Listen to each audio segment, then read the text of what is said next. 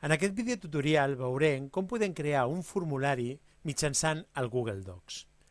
De fet, existeixen diferents maneres per crear un formulari mitjançant aquesta eina, i una d'elles és obrir un nou full de càlcul i adreçar-nos al menú Eines i triar l'opció Crea un formulari.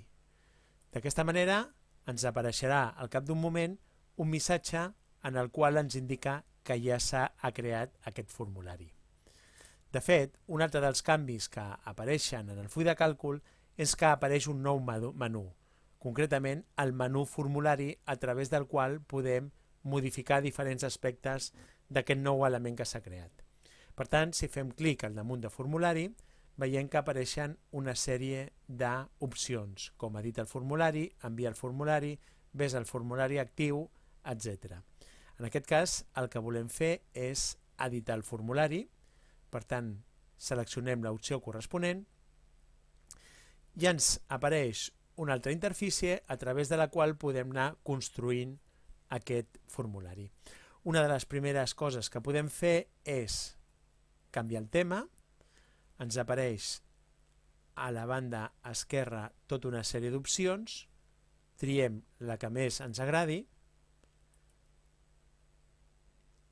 i d'aquesta manera ja podem veure una previsualització de com quedarà el disseny del formulari.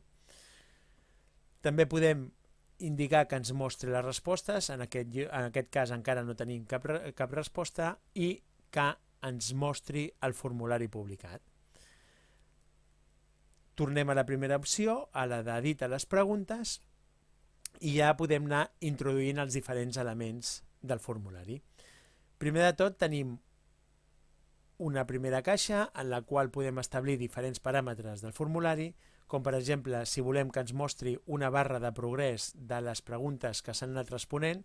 D'aquesta manera podem tenir una idea de si queda molt o no per acabar el formulari.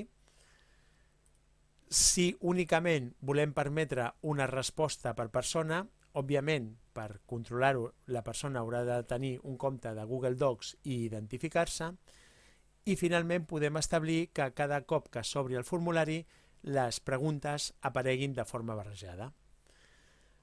A la part final tenim una altra caixa en la qual podem determinar què i com apareixerà la pantalla de resposta un cop les persones que han emplenat el formulari facin clic en el botó Enviar.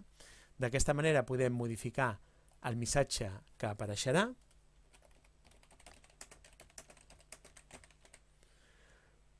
Podem establir que es mostri un nou enllaç per tornar a enviar una altra resposta a través del formulari.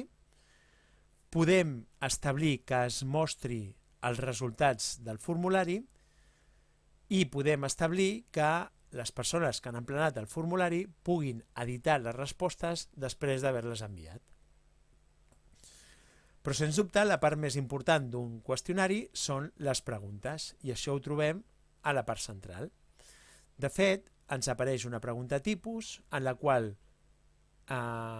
podrem modificar una sèrie de paràmetres, però prèviament hem d'indicar el nom i la descripció del formulari. Per això ens situem al damunt del títol i el podem canviar. I a continuació podem establir una descripció.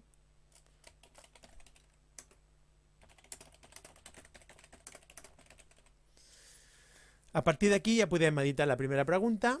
Quan ens situem amb el cursor al seu damunt, apareixen tres botons que ens permeten editar la pregunta, ens permeten duplicar-la o ens permeten eliminar-la.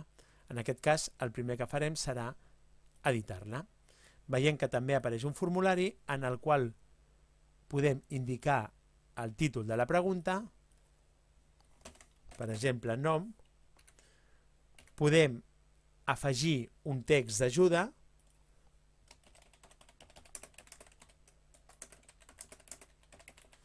i a continuació ja podem triar el tipus de pregunta que volem realitzar.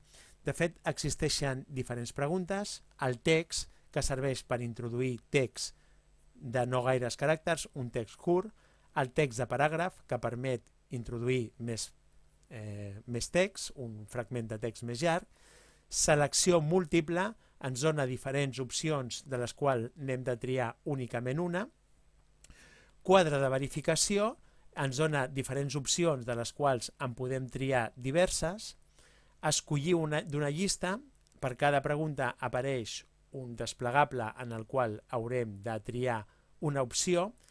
Escala ens permet establir una escala numèrica, per tant que la persona que està responent al qüestionari valori un determinat element. Quadrícula ens permet establir una quadrícula amb diferents columnes i diferents files, de manera que es puguin seleccionar diferents opcions. Data ens permet introduir una data i hora, que ens permet introduir una hora. Per exemple, farem una prova, introduirem una pregunta tipus text, de text, i en aquest cas ja tenim la pregunta acabada. Senzillament ens apareixerà un requadre en el qual haurem d'introduir el nom. Podem establir que la pregunta sigui necessària. A partir d'aquí hi ha diferents maneres de continuar afegint preguntes. Si volem reproduir aquesta pregunta per modificar alguna cosa, la podem duplicar. Veiem que ens ha aparegut a la part superior la pregunta que havíem realitzat i aquí ens apareix una nova pregunta amb les mateixes característiques que l'anterior, en aquest cas la eliminarem, o podem afegir un element.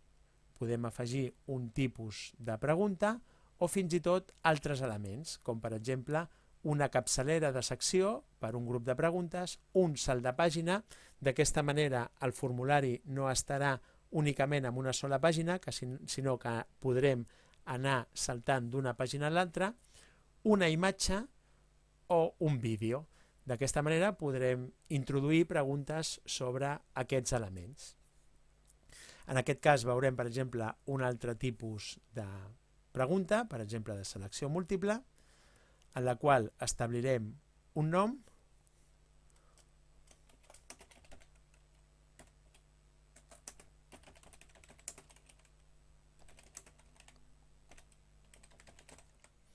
i introduirem les diferents opcions.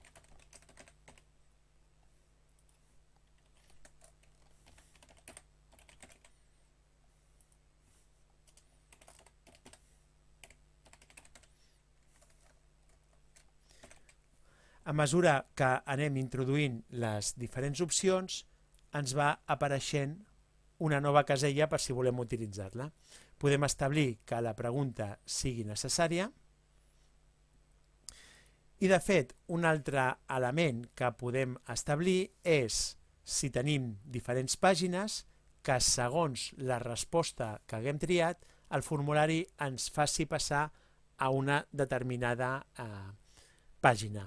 Per exemple, si volem que una mestra, un mestre o una mestra d'infantil respongui una sèrie de preguntes diferents a un mestre o una mestra de primària, doncs senzillament podem activar l'opció Ves a la pàgina segons la resposta i per cadascuna de les opcions triades podem fer que el formulari adreci a la persona que ha emplenat aquesta pregunta a la pàgina corresponent.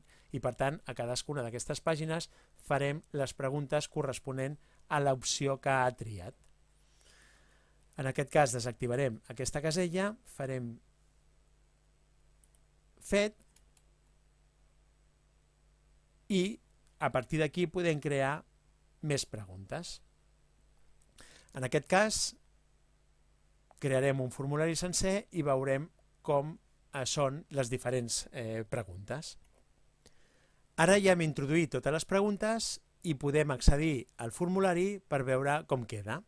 Per tant, ens adrecem a Mostra el formulari publicat i d'aquesta manera ja podem veure les diferents opcions.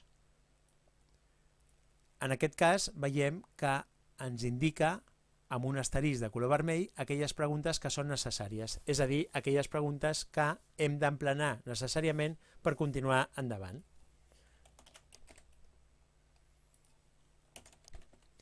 En el primer cas teníem una pregunta de text, en el segon cas tenim un text de paràgraf, en el tercer cas tenim una selecció múltiple, en el qual únicament podem seleccionar una opció. La quarta pregunta és un quadre de verificació en el qual podem triar 3 opcions. En aquest cas no es tracta d'una pregunta obligatòria, és a dir, que no caldria que la contestéssim. A continuació tenim l'opció escollir d'una llista, tenim un desplegable en el qual haurem de triar una opció.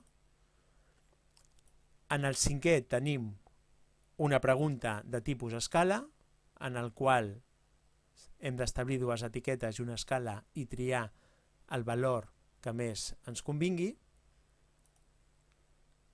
A continuació tenim una pregunta de quadre de verificació.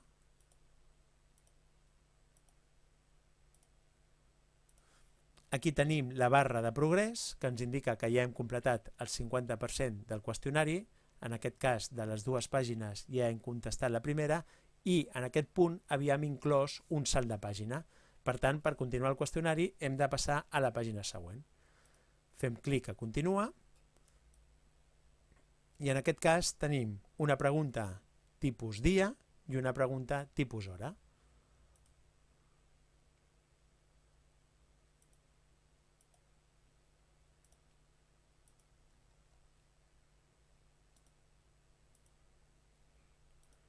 I en acabar ja podem enviar el qüestionari. I en fer-ho és on apareix les característiques que hem establert per la pàgina de resposta.